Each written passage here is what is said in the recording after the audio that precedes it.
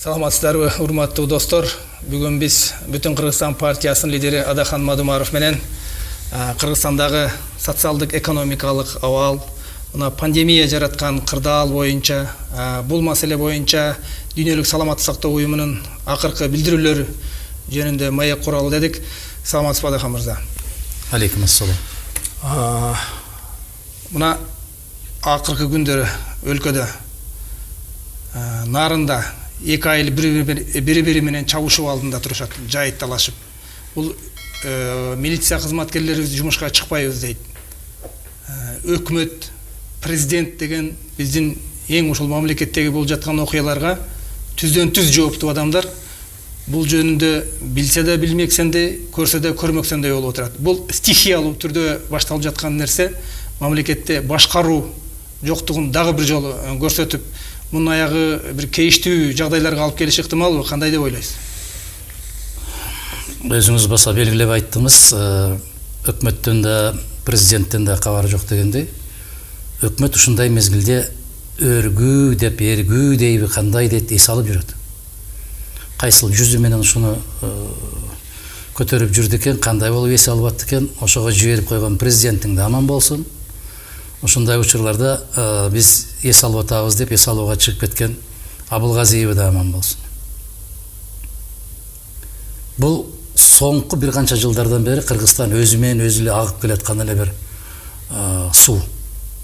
Башкаруусуз, өз алдынча, өзү каалаган жагынан жол таап алып эле ушундай агып бараткан бир коктуголоттордон, жылгалардан агып келген суулар болот, ошол сыяктуу эле болуп агып келаткан.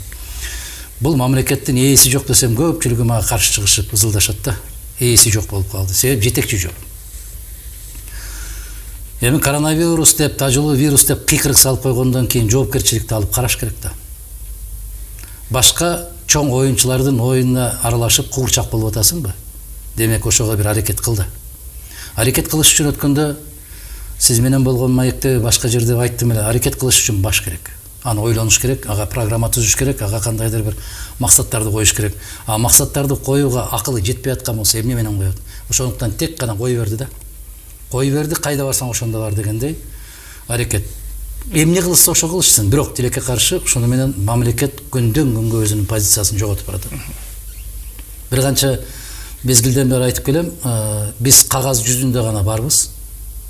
Мамлекет катарында жок кайсы болуп калды да. Чек араны караңыз, социалдык тармактарды караңыз. Мына сиз айтып аткан качан болду эле Ички иштер министрлигинин кызматкерлери болгондо дагы жана тилкелердеки жооптуу кызматкерлер иштерин таштады. Эмне үчүн? Себеп өкмөт убада берген акчасын төлөбөй атат. Калп айтат, жалган айтат. Айтпадыбы жана өкмөт? Биздин ички иштер кызматкерлери дейт, өтө жогорку даражадагы жоопкерчиликти сезип, ушул пандемия болгон учурдагы иштеген иштерине айлыгыбызды албайбыз деп жарыялады дейт. Кызылдай калп. Кызылдай жалган. Аябай жалган сөз. Ошону кайсы жүзү менен айтты, кайсы бети менен айтты. Рахман Разыков айтканда, кайсы бет менен келесиңер дегенден кийин, кайсы бет менен ошо милициялардын көзүн карайт. Ким жазды ошондой арызды? Жалган.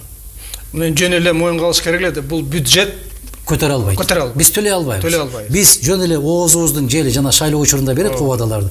Ошондой кылып жалган убада берип койгонбуз, бирок төлөй албайбыз. Бизди кечиргиле, түшүнгүлө десе, башкача болмок, чын болмок да. Анан биз ар бирине ушундай төлөп беребиз деп, мына жуктургандардын баарын карасаңыз көпчүлүгү дарыгерлер. Эмне үчүн? Бул бизнес болуп кетти. Сен жуктуруп алдыңбы? 200 миңден төлөп беребиз деп койгондо, кайдан төлөп берет айлана? Кайсы акчадан төлөп берет?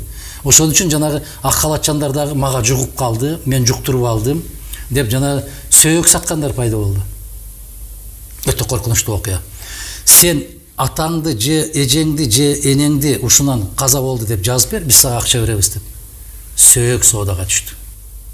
Бул кайсы коомдо болот билбейм, биздин кыргыз баласы үчүн, мусулман адам үчүн бул аябагандай чоң жапайычылык.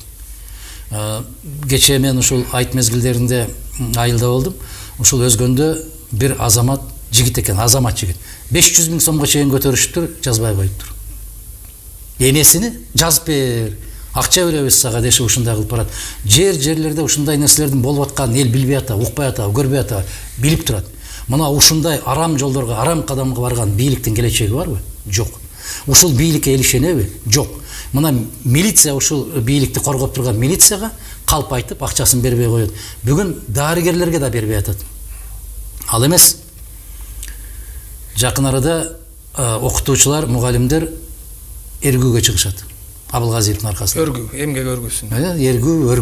Эргүү дешип атпайбы алар? Ошол жактан акчасын төлөп бере турган каражат бүгүнкү күндө жеткиликтүү даражада жок. Туура. Мына ушу тумоого байланыштуу да, бул эми ушуга башталган нерсеге дүйнөдө эки стратегия менен күрөштү. Бир жагы мына бүтүндөй жабылып жатып алган, экинчи жагы бул адрестүү түрдө иштөө, анан экономиканы токтотпогон.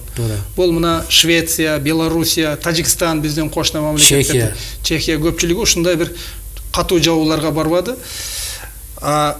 Алар социалдык дистанцияны кармагыла, өзүңөрдү сактагыла деген гана бир эскертүүлөр менен, бирок экономика аябай жакшы. Мына Беларусьта өткөндө көрсөтүп атат, экономика кадимкидей иштеп, жумушсуздук жок, ал жерде кайдан жумуш орундар керек.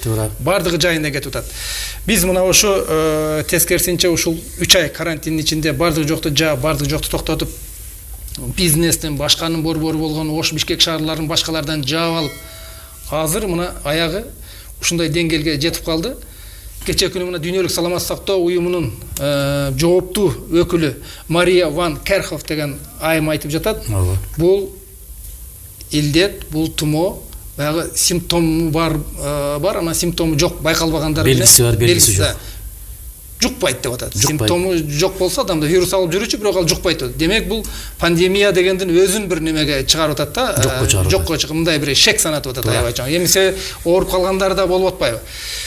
Ушул нерсе сиз башта бир айткан нерсенин кайсы бир деңгээлде чындыгын далилдеп жаткандай болуп жатат да азыр. Тилекке каршы биздин оорубуз ушундай да, Мадумаров алдын ала айтып коет дагы, анан ур тепкиге алып жатып калышат. Кээ бир карындаштарым кыйкырбадыбы парламентте. Бирөө менен барып амандашалар бекен деп, алардан айырмаланып мен Кудайдын куттуу күнү көчөдө жүрөм, жөө жүрөм, баары менен амандашам, кучакташам, кол кармашып учурашам. Титрегенде титиреп жата берсин. Кирковдун өзгөчөлүгү ал кыргыз эмес да. Кыргыз эмес башка бирөө айтыш керек да кыргызга. Ошондо ишеним күчтүүрөөк пайда болот. Мен муну 19-мартта айттым. Жок эмес бар. Ал сасык тымоодон дагы коркунучсузураак болгон бир тымо, илдет. Аны менен чүмкөнүп жамынып алыштын кажети жок. Муну ол бет кап тагып жүрөсүңөр, бул аябагандай каттуу зыян деп айттым. Мен эми биолог, вирусолог эмесмин. Акыл менен, Аллахты акыл менен тааныйсың го, көзүң менен көрбөсөң да. Бизди окутканда, ошондой окутканда адам жутканда аба жутат, кислород жутат, чыгарганда көмүр кычкылтек газын чыгарат. А биз көмүр кычкылтек газын чыгарып туруп, кайра эле ошону жутуп атпайбызбы? Ошону менен өпкө аябай каттуу жабыр тартып атпайбы? Мына кече ошол сиз айткан бүткүл дүйнөлүк саламаттык сактоо уюму айтты, бет кап таккан ден соолукка зыян деп. Бул бир жагы, экинчи жагы бул пандемия деген баледан ал куткарбайт деп айтты. Демек, бет кап чыгаргандар аябагандай чоң бизнес жасашты, көп акча табышты. Ошону билип билбей, бирөө дарбаса кошо дарбыт болушуп, бизде азыр караңыз, логиканы түшүнбөйм.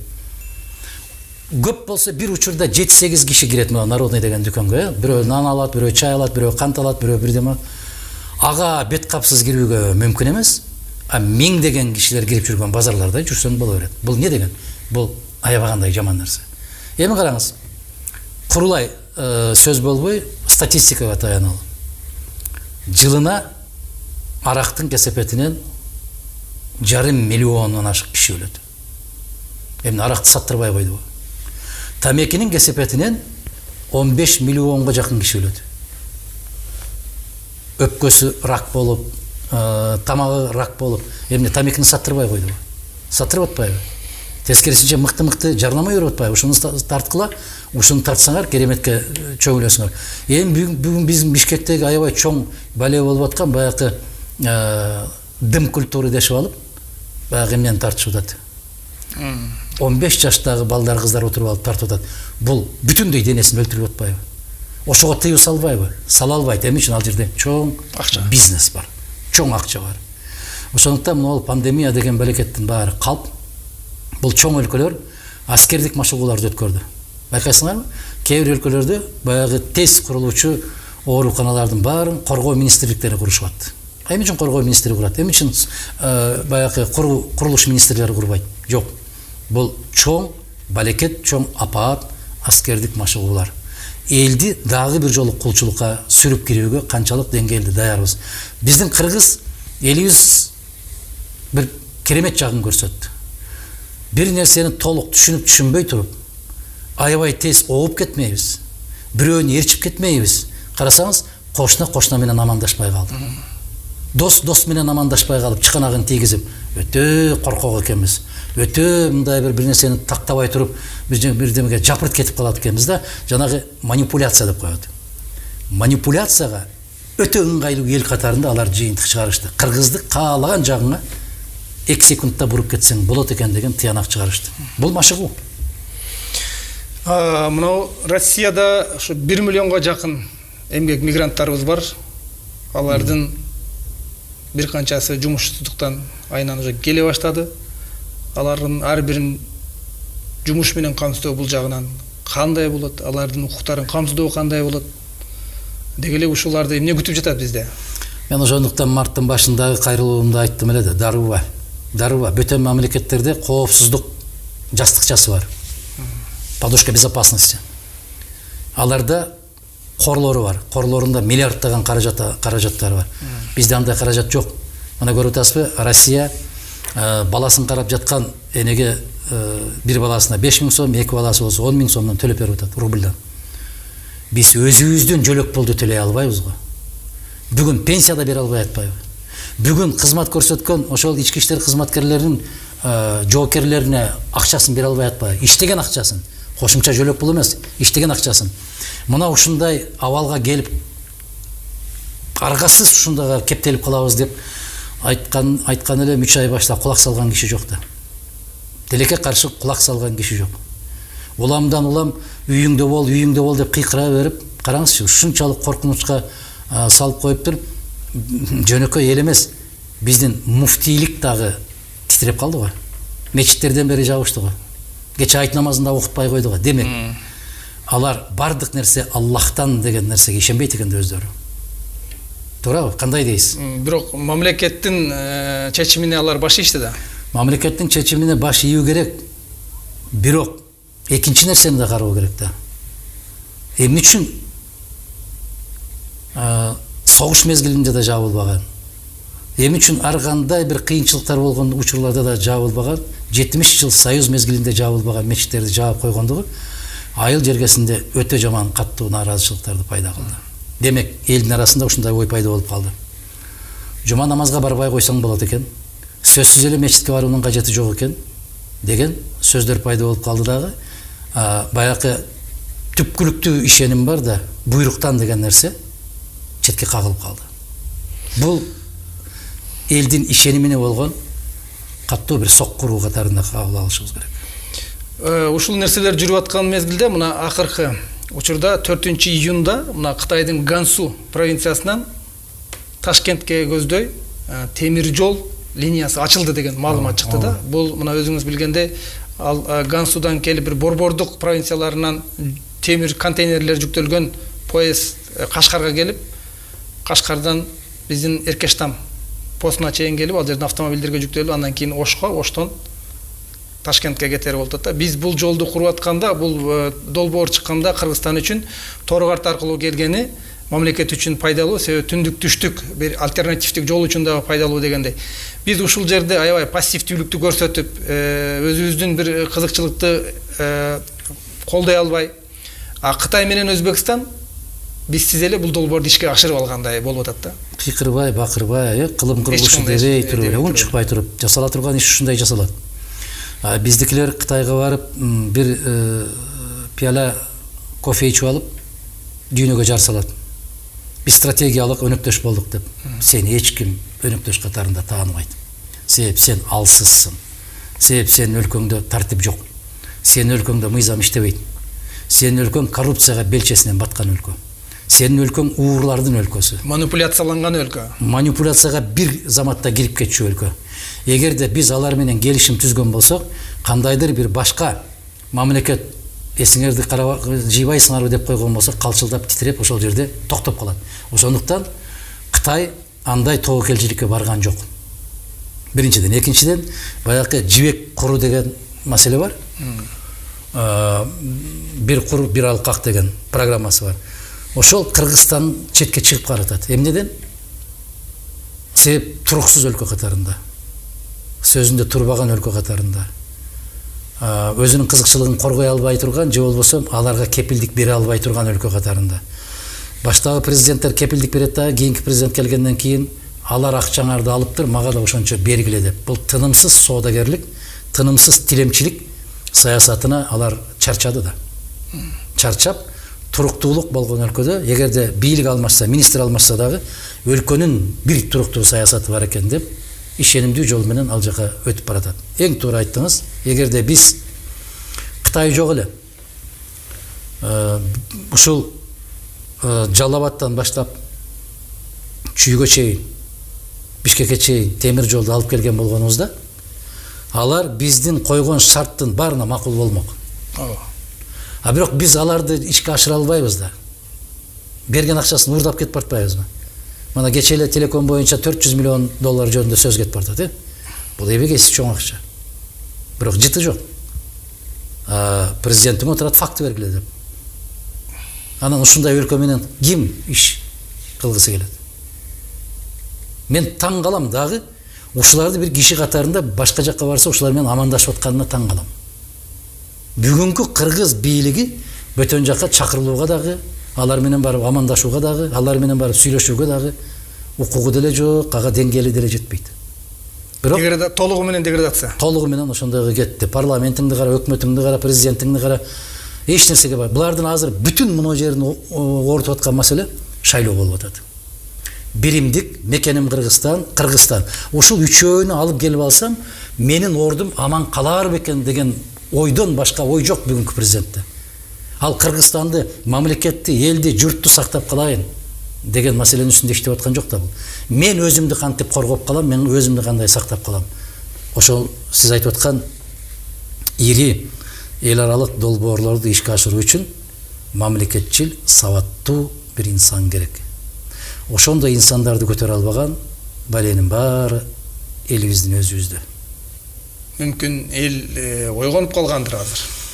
Ойгонот дейбиз го, жакшы үмүт менен жашайбыз, баарыбыз үмүт менен жашайбыз. Ойгонот дейбиз го, баягы ичибизди курттай жеп аткан жердешчилик, анан мен эмне пайда табам, мен канчадан табам, мага канчадан берет деген мите курттар кайрадан эле ушул улуу сезимдерди жеп коебу деген коркунучум бар. Ушул акыркы мына экономикалык кырдаал боюнча да эл аралык валюта фонду эле, булардын өздөрүнүн сайтында маалымат бар. Бизге мына ошо пандемияга байланыштуу деп туруп 242 миллион доллар каражат берди, эки жолу бөлүп. 120дан ошону менен. Анан Дүйнөлүк банк берди 56 миллион, Азия өнүктүрүү банкы менен. Жалпысынан мындай алганда бир 450 миллиондой берилди да. Бирок дагы эле жетпейт да. Алар жетмек турсун, Айдан мырза, сөзүңүздү бөлөйүн. Ушул тажылуу вируска каршы күрөш деп бербедиби? Эми ошого каршы күрөшүп аткан дарыгерлердин акчасын бербей кайда кетти ал акча? Биз дейт ооруп калган кишиге 3000 доллардан сарптадык дейт, аны даарылаш үчүн. Эмне менен даарыладым? Мен билем, жүздөгөн кишилерди билем. Күнүнө 2 жолдан 4 жолдан парацетамол берип коюп гана жаткырат, башка бир да ийне да сайбайт, башка дары да бербейт. Бул көз боемоочулуктун да чеги болуш керек да. Бул арамдыктын да чеги болуш керек да. Мына Ошто мен жакында кайрылууда айттым. 80ге жакын төрөгөн кыз келиндерди 1 айга жакын камап жатышты. Же жуунар жери жок.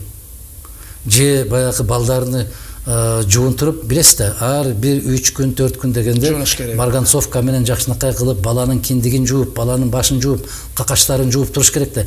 1 айга жакын кармап отурушту. 38 даражага ысык болуп аткан мезгилде. Мен министрдин орун басарына 3 жолу чыктым кайра. Ал да чече албай койду. Чече албай койду. Эмне үчүн? Себеп булардын милдеттемеси бар. Биз ушунча кишини кармап турсак, ошол каражатты ушунчага сарптадык деген отчет бергенге жакшы. Бирок Айдан мырза, эл ойгонбосо, бүгүнкү бийлигиң элди да, мамлекетти да жок кылат. Эл ойгонушу керек. Ошол келип аткан акчанын баары менин, сиздин, балдарыңыздын, неберелерибиздин мойнуна очойгон карыз болуп түшүп атат. Мамлекеттен карызы да бул сөз. Сөзсүз түрдө карызга бекер эч ким бербейт, эч нерсе бербейт. Ошондуктан соңку эле бир 3 айдын ичинде $500 миллиард өстү. Карыз 3 айдын ичинде $500 миллиард. Эгер ушуну көрүп, угуп, билип туруп дагы унчукпай койгон болсо, коом, эл, мамлекет анда мындан дагы жаман жашоого укуктуу да. Биздин дыйкандар ошо кыйынчылык мезгилде дагы жер айдап, эгин эгип, өздөрүнүн түшүмдөрүн жыйнап жатат да. Бирок мына Казакстан маселеси. Жолдон өтүп чегарада биздин азык-түлүктөр өтпөй жатат. Премьер өргүүдө же эргүүдө жатып алып телефон чалгандай болду. Дагы эле маселе чечилбей жатат да бул жерде. Маселе кайсы жагында? Ала Казакстан бизди айыптайт, контрабанда силерде көп дейт. Биздикилер тескерисинче Евразия экономикалык аймагы болгондон кийин бул товар, адам, капитал тоскоолсуз өтүш керек деген. Эми кишини киши катарында көрүш керек да, алака мамиле болуш үчүн. Анын кадыры баркы болуш керек. Анан бир жолу жолугушуп сүйлөшкөндө эле сырын алдырып алат да. Аябай караңгы экендиги көрүнүп калат да. Өкмөттүң болобу, президенттин болобу, кимдин болсо ошол болсун, караңгылыгы көрүнүп калат да. Сабатсыздыгы байкалып калгандан кийин алар тең ата сүйлөшө албай коет.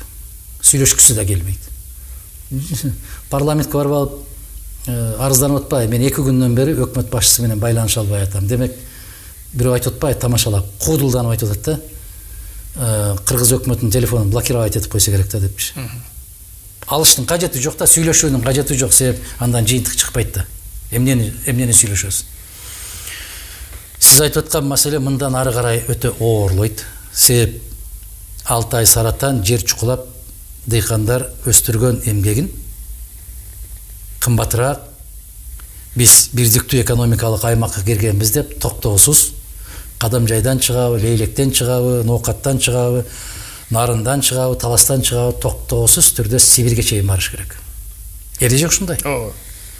Аны жасабайт да. Себеп мына жерден эле тосуп койду, өтө албайсың да. Муун туруп койду да. Аны чече албайт. Өткөн жылы да ушундай болгондо мен аргасыздан кайрылдым эле. Эсиңизде болсо керек.